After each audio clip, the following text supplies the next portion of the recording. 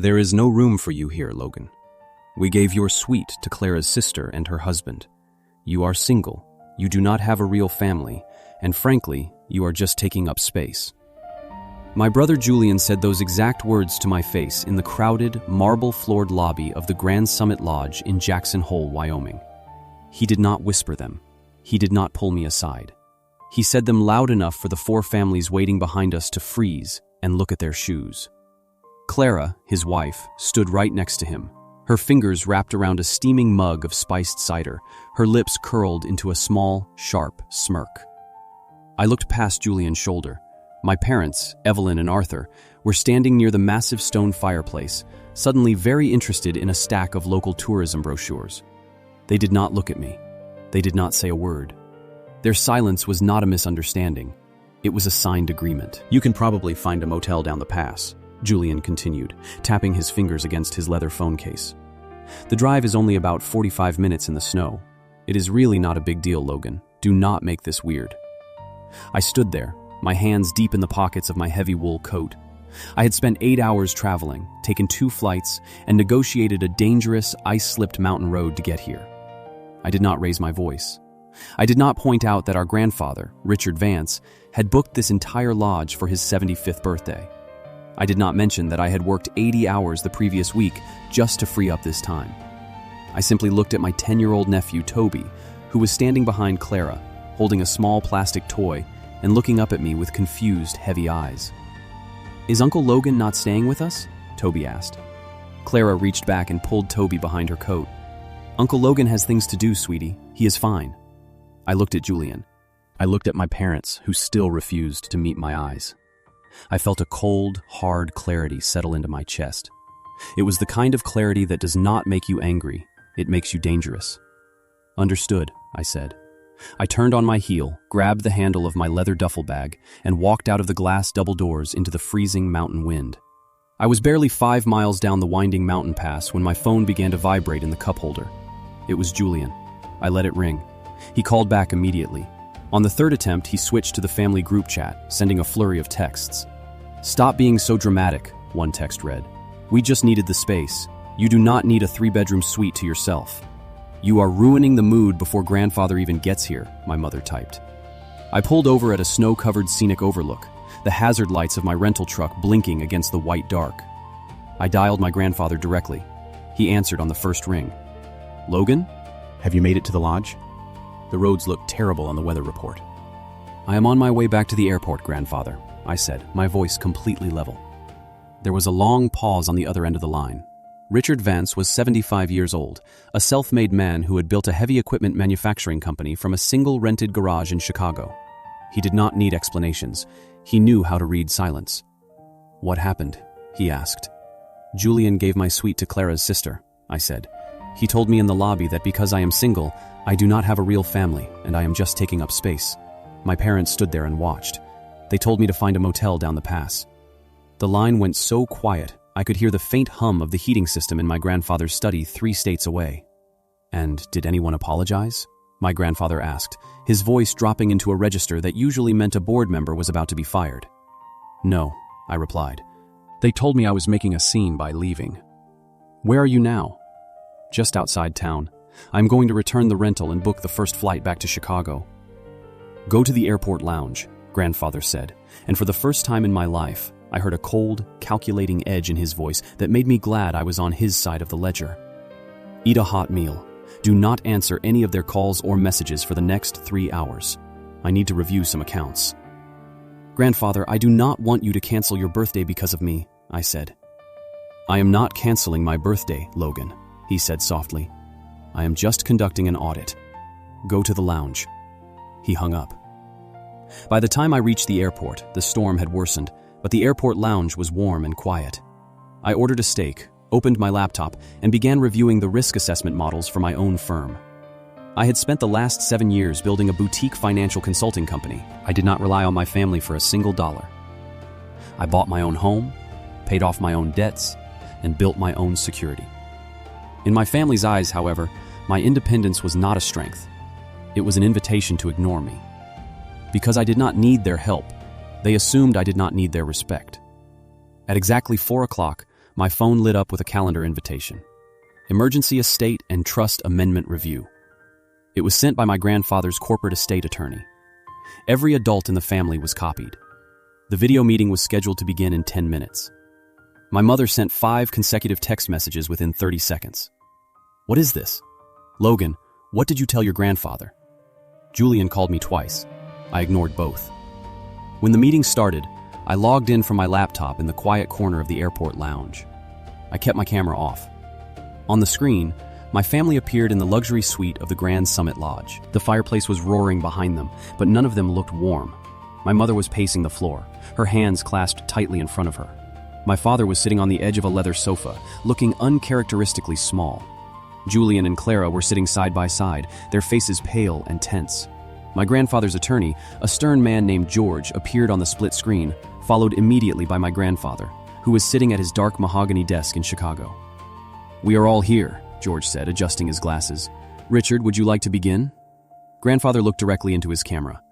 "For 9 years, I have provided an annual operating allowance to Julian and Clara. I have also paid the monthly fees for Arthur and Evelyn's estate in Naples, Florida, and I have funded Toby's private school tuition. I did this because I believed I was helping my family build a foundation." Julian leaned toward his laptop screen. "Grandfather, if this is about Logan, it was a joke. We were going to get him another room. We just wanted to make sure—" "Silence," Grandfather said. It was not a shout, but Julian immediately closed his mouth. "I received a call from the manager of the Grand Summit Lodge 40 minutes ago," Grandfather continued. "As you know, the manager is a personal friend of mine. He called because the security team had to intervene when a guest was publicly insulted in the lobby. He sent me the security footage." Clara's hand flew to her mouth. "I watched the video," Grandfather said, his voice as sharp as broken glass.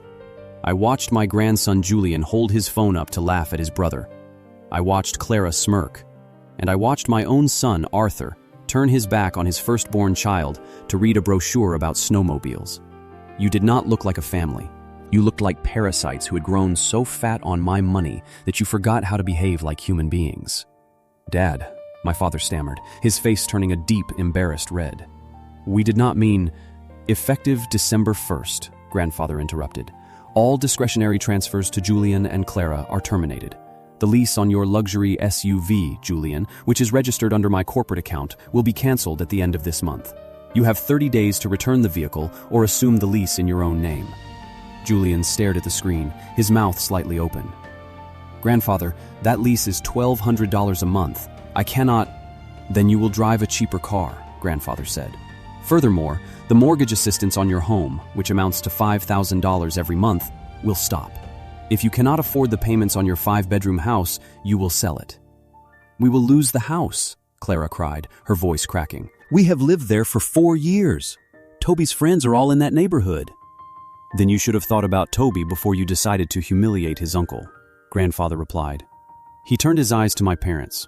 "Arthur, Evelyn, the Naples property contract requires a payment of $150,000 by the end of next month to secure the permanent residency deed. I will not be making that payment. You will need to downsize to an apartment you can afford on your actual pension." My mother looked as if she had been slapped. "Walter, you cannot do this. We have already sold our old house. We have nowhere else to go." "Then you should have treated your son with enough respect to stand beside him in a hotel lobby," Grandfather said. "You believed that because Logan was independent, his dignity was a luxury you could trade for Clara's sister's comfort.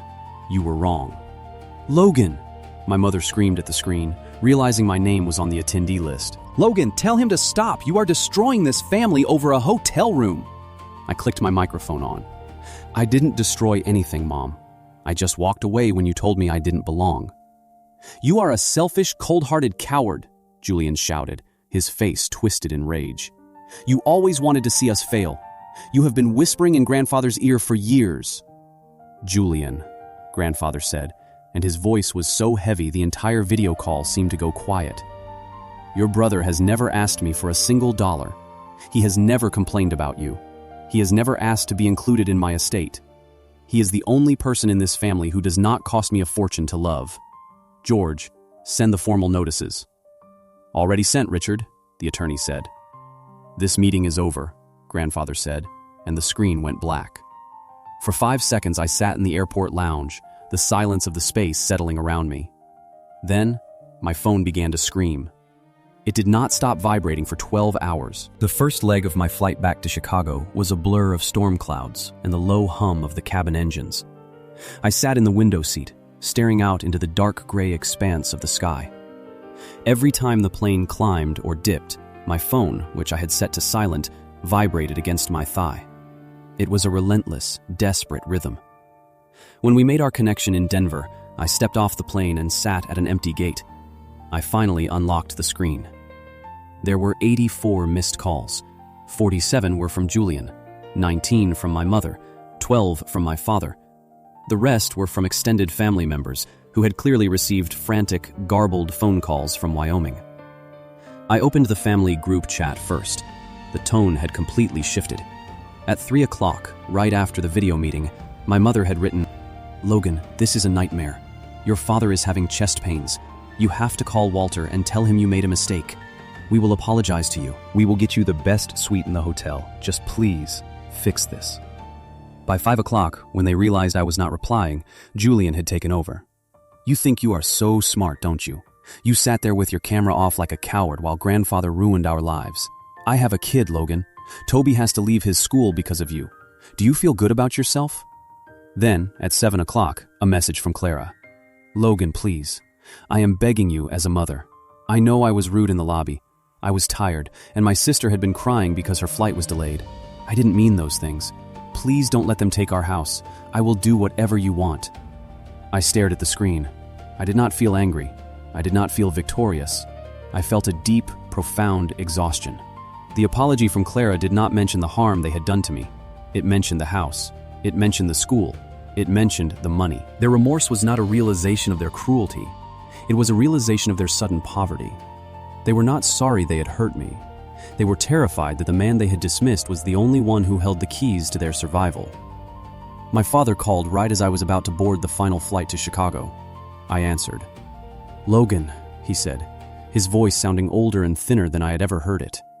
"Are you there?" "I am here, Dad," I said. "We are checking out of the lodge," he said. "Your mother is packing. We cannot afford to stay here another night on our own card. The rooms are $700 a night." "Grandfather said he would cover the nights you already spent there," I noted. "Yes, but we cannot stay," my father said. He let out a long, ragged sigh. "Logan, why did you have to call him? Why couldn't you have just talked to me?" "I tried to look at you, Dad," I said, my voice quiet but steady. "In the lobby. I looked right at you. You looked at a brochure for snowmobiles. You didn't even say my name." The line went silent. I could hear the distant chatter of the Jackson Hole Airport terminal behind him. "I didn't think," he started, his voice trailing off. "Your mother said Julian's family needed the space. We just didn't want any drama." "You got exactly what you wanted," I said. "There is no drama." I left. "I am going back to work." "Logan, please," he said, and I could hear the beginning of tears in his voice. "We have $30,000 invested in the Naples condo deposit. If we cannot pay the balance by December 15th, we lose all of it. That is half of our liquid savings. We cannot start over at our age. You are 62, Dad. You are not starting over. You are just going to live like everyone else who doesn't have a wealthy benefactor." "How can you be so cold?" he whispered. "Because when I was warm, you didn't notice," I said. "I have to board my flight." I hung up and switched the phone to airplane mode. During the 2-hour flight to Chicago, I thought about how we had gotten here. My family had always functioned on a system of invisible leverage. Julian was the golden child because he had married young, had a child, and pursued a highly visible, highly social lifestyle that my mother could post about online. He was the family man. I was the quiet one, the one who worked 60-hour weeks, the one who didn't bring a spouse to Thanksgiving, the one who spent holidays reading in the corner. Because I did not ask for their validation, they assumed I did not require space. Over the years, I had quietly bailed Julian out of 3 separate financial scrapes. I had paid $5,000 to fix his roof when his insurance denied the claim. I had given my parents $10,000 for a medical emergency that turned out to be an expensive dental cosmetic procedure they didn't want to admit was elective. I had never asked for the money back. I had never held it over their heads. And in return, they had decided that my silence was a sign of weakness. They believed that because I did not fight, I could not feel. When I landed in Chicago, the ground was covered in a thick layer of fresh snow. I took a cab to my condominium in River North. The city was quiet, the streetlights reflecting off the dark, moving water of the Chicago River. I unlocked my door, dropped my bag in the hallway, and walked to the kitchen to make a pot of black coffee. It was nearly midnight, but I knew I wouldn't sleep. My phone hummed. A single email had arrived from my grandfather's personal address. Logan, I have instructed George to set up a meeting at my office on Friday morning. I want you there. Not as a family member, but as an advisor. I want you to look at the trust structures. It is time we stop subsidizing their decay. I took a sip of the hot coffee and looked out the window at the city skyline. I will be there, I typed back. On Wednesday morning, 2 days after the lobby confrontation, I was sitting in my office on the 24th floor of a building overlooking LaSalle Street. My business partner, Marcus, was sitting across from me, reviewing a spreadsheet of our firm's quarterly earnings. Your family has been calling our front desk, Marcus said, not looking up from his tablet. I paused, my pen hovering over a contract.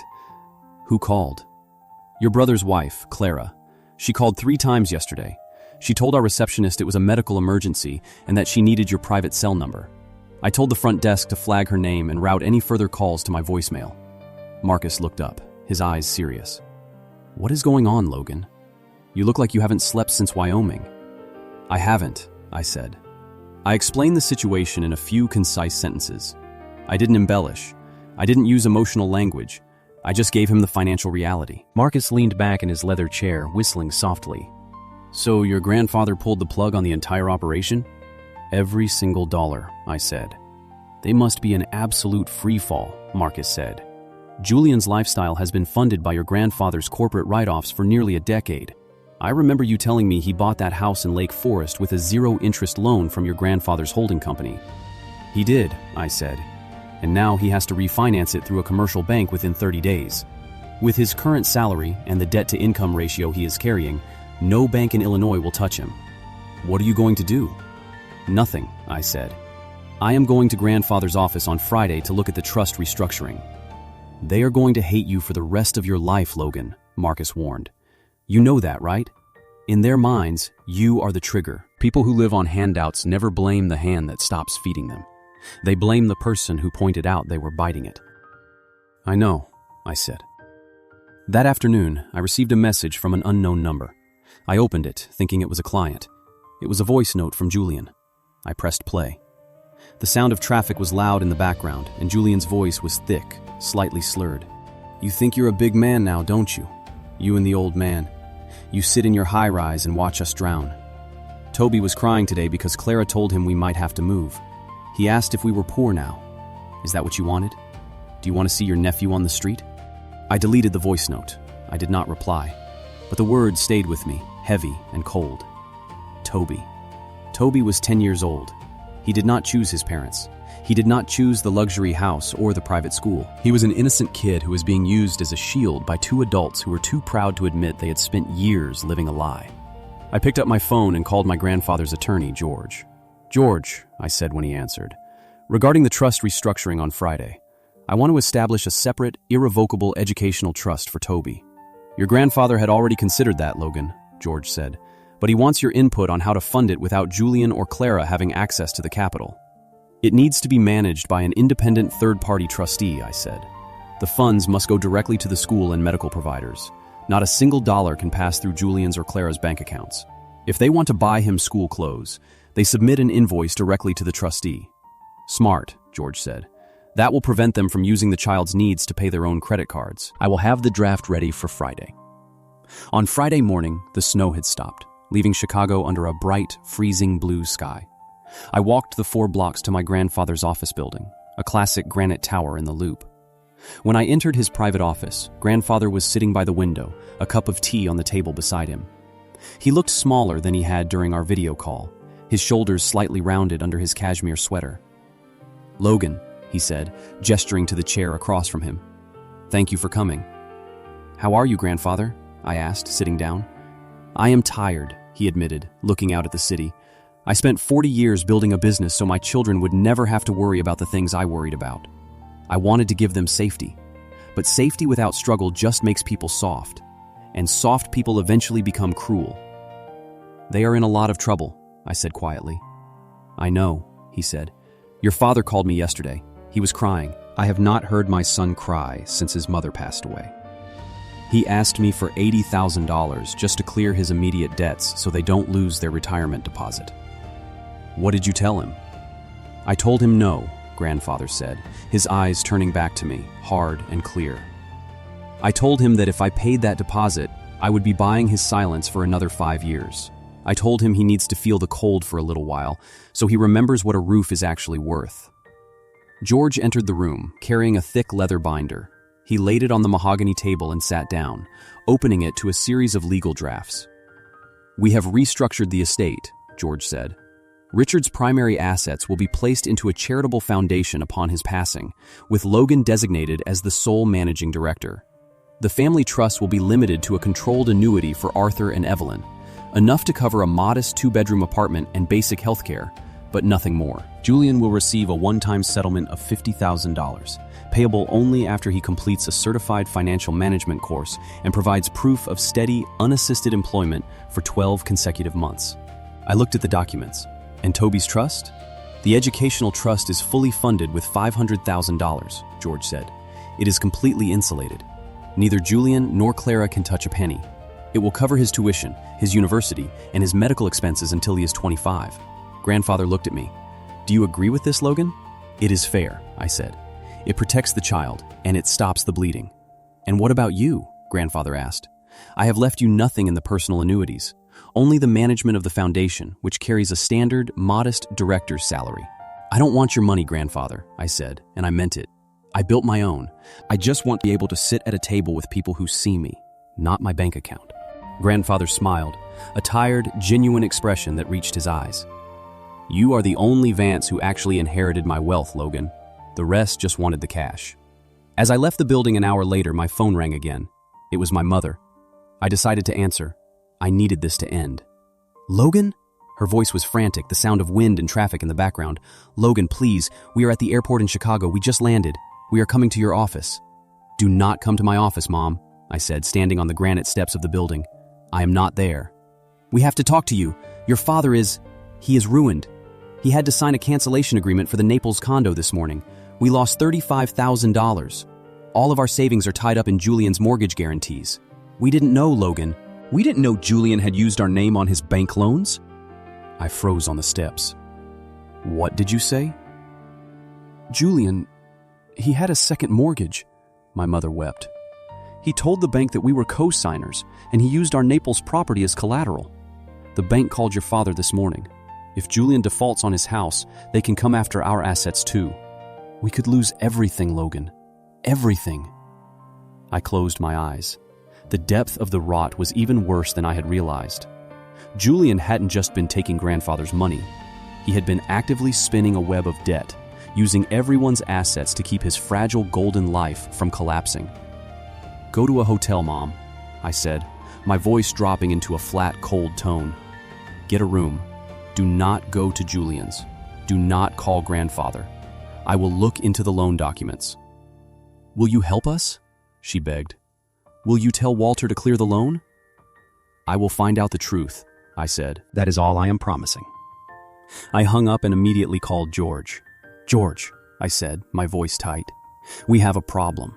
We need to pull the public record filings for Julian's property in Lake Forest. My father might have co-signed on a secondary lien without understanding what he was signing. I am on it, George said. Give me 2 hours. Those 2 hours were the longest of my life. I walked back to my office, but I couldn't focus on work.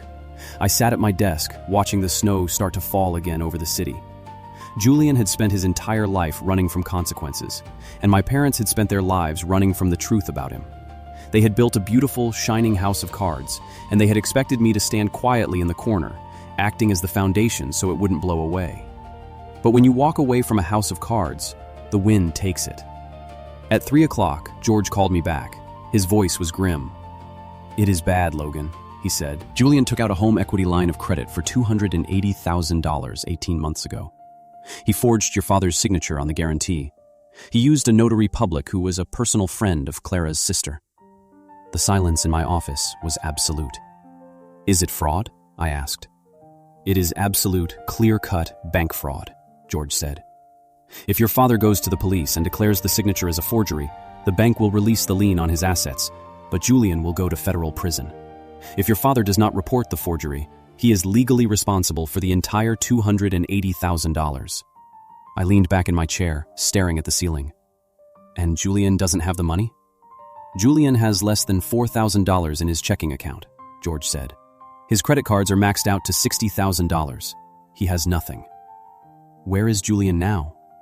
He is at his house in Lake Forest, George said. I believe your parents are on their way there now. I am going there, I said. Logan, do not go alone, George warned. Julian is desperate. I am not going alone, I said. I am bringing the truth. I left my office, walked down to the garage, and got into my truck. The drive to Lake Forest took an hour through the heavy Friday afternoon traffic.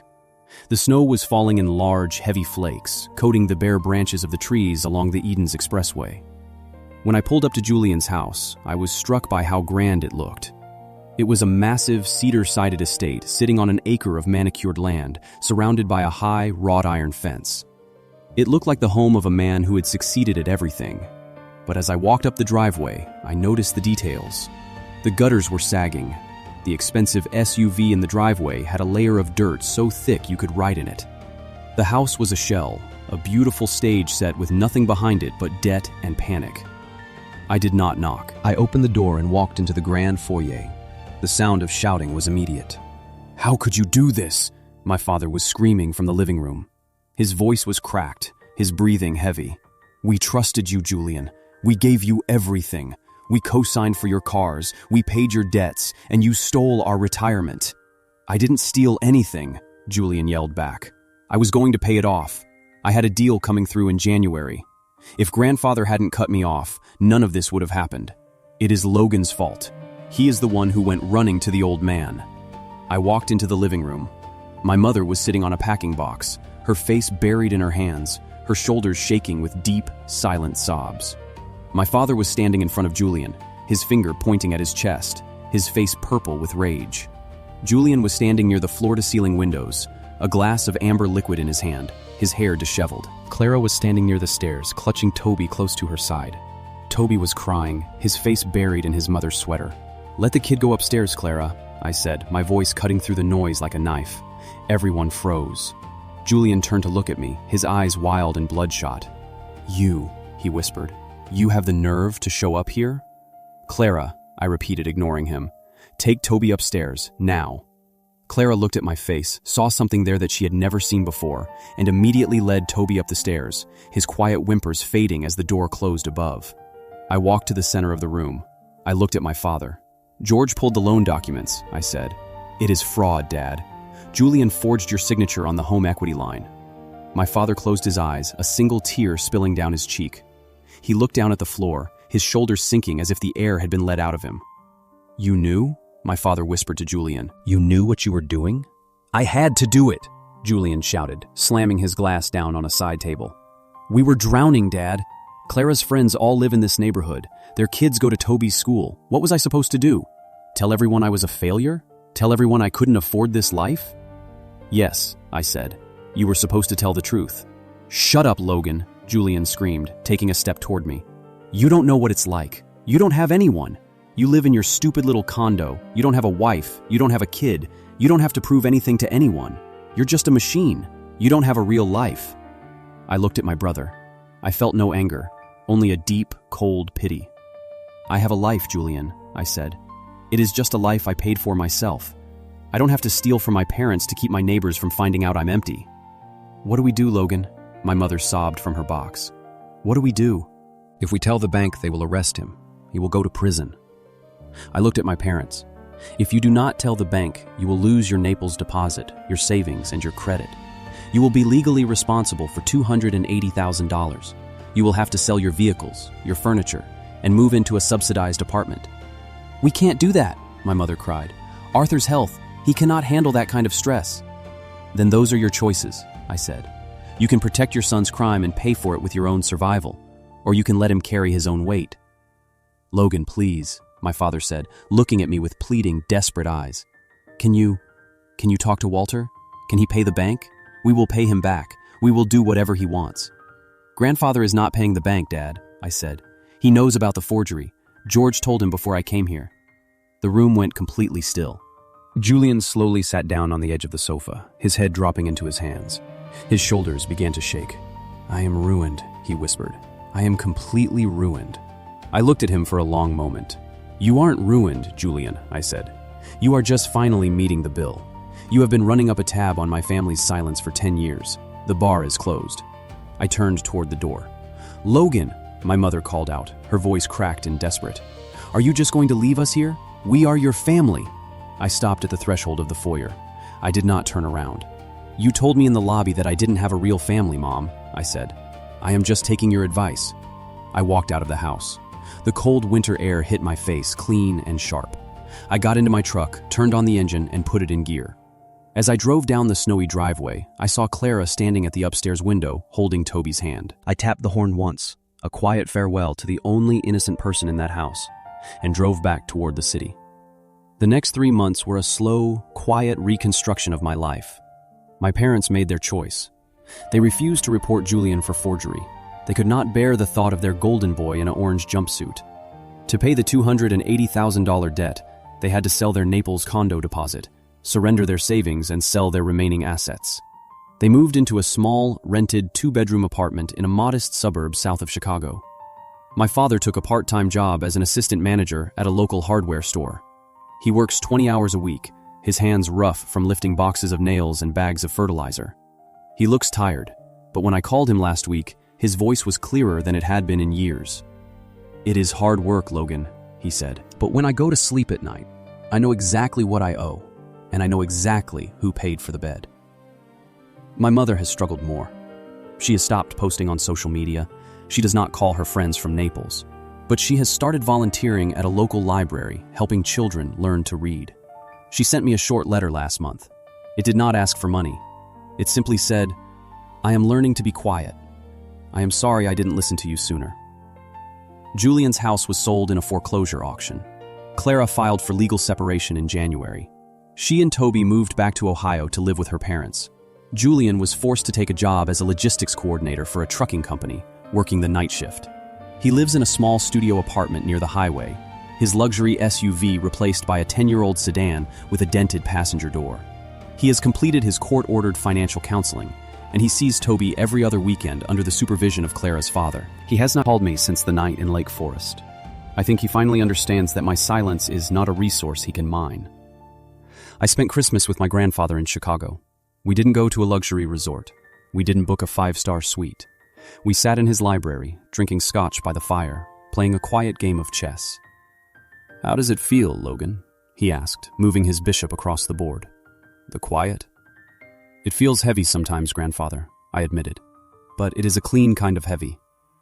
"That is the weight of truth," he said. "It is much lighter than the weight of a lie."